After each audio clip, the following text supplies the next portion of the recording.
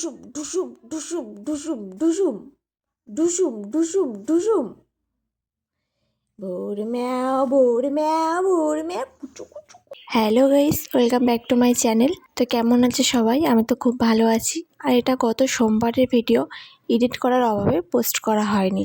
তো গ্যালারিতে পড়েই ছিল, ভাবলাম তোমাদের সাথে শেয়ার করে দিই। গত সোমবার কিন্তু আমি আমার বাবার বাড়িতেই ছিলাম, আর এখন শ্বশুর বাড়িতে আছি, তাই ভিডিওটা পোস্ট করতে লেট হয়ে গেছে একটু। সোমবার দিনটা আমার বাবার বাড়ি হোক বা শ্বশুর বাড়ি হোক, দুই বাড়িতেই কিন্তু আমাদের সোমবারে শিব ঠাকুরের ব্রতটা করা হয়। আমি আমার মেয়ে হওয়ার 2 বছর আগের থেকেই এই ব্রতটা পালন করছি, আর এখন অভ্যাস হয়ে গেছে। জানো, এই সোমবারটা আসলেই মনের মধ্যে একটা অন্যরকম থাকে যে হ্যাঁ, বাবার নামে থাকতে হবে আজকের দিনটা।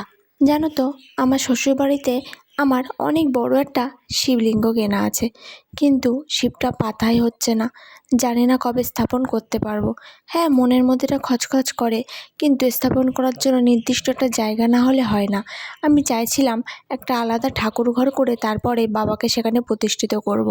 কিন্তু ভোলেনাথের কী ইচ্ছা আছে আমি জানি না, কবে সে আমার সেই সামর্থ্য দেবে জানি না, যে তার জন্য আমি একটা আলাদা নির্দিষ্ট জায়গা করে সেখানে তেনাকে স্থাপন করব।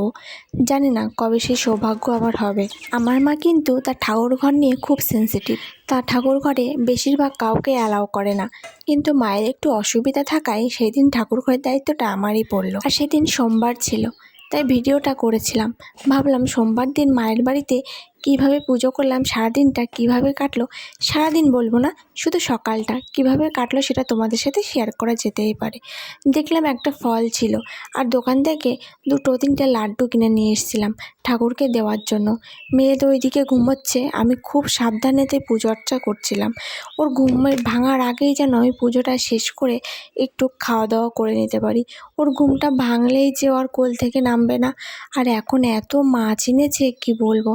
হ্যাঁ, চিনবেই বা কেন না বলো, মাকেই তো সারাদিন পাচ্ছে, মায়ের কোলে থাকছে, মায়ের কাছে খাচ্ছে, তো মাকে বেশি চিনবে, এটাই তো স্বাভাবিক, তাই না? আজ এই সোমবার দিনটা কোথাও একটু বেলপাতা পেলাম না। সত্যি গাছপালা এত কমে গেছে না, চারিদিকে একটা বেল গাছও ঠিকঠাক কারোর বাড়িতে পাওয়া যায় না। কিন্তু আমাদের বাড়িতেই আকন্দ আর নীলকণ্ঠ ফুল ছিল, তাই সেগুলোই বাবাকে স্থাপন করলাম। আমি জানি বাবার বেশি কিচ্ছু চায় না, বাবার বেশি কোনো চাহিদা নেই। আমরা মন থেকে যেটাই উৎসর্গ করব, বাবা তাতেই খুশি। যেদিন থেকে বাবার নামে এই ব্রতটা করা শুরু করেছি, তারপরের থেকে না, জীবনের প্রতিটা পদক্ষেপে যদি কোনো বিপদে পড়ি, সবার আগে আমি বাবাকেই ডাকি যে ভোলেনাথ, তুমি সব ঠিক করবে, আমি জানি তুমি যেটাই করবে সেটাই ভালো হবে। তো পুজো দিয়ে এসে আমি বসেছিলাম, পুজো দিয়ে যে লাড্ডু কিনে এনেছিলাম, তখন একটা খাবার কিনে এনেছিলাম। তো দেখলাম ভিতরে খাবারটা চকলেট। আমি এমনি চকলেট খেতে খুবই পছন্দ করি। আমার না নির্দিষ্ট এমন কিছু নেই যে সেটা আমার খুব প্রিয়। ফলের মধ্যে বলো, মাছ মাংস খাবার দাবার কোনো কিছুই না, আমি তো চকলেটটা খেতে বেশি পছন্দ করি।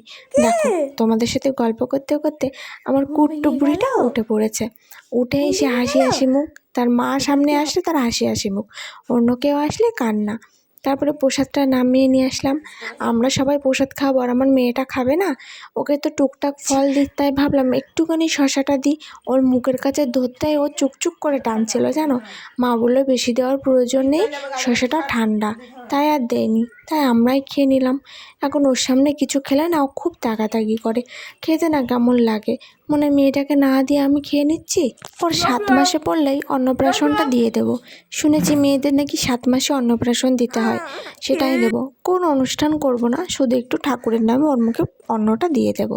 আর মা সকালবেলা নিরামিষ রান্না করেছিল সেদিন, কুমড়ো ফুলের বড়া, ডাঁটা আলুর একটা তরকারি। তাহলে আজকের ভিডিওটা এখানেই শেষ করলাম। ভালো লাগলে অবশ্যই একটি লাইক, কমেন্ট, শেয়ার আর সাবস্ক্রাইব করো। তো সবাইকে বাই।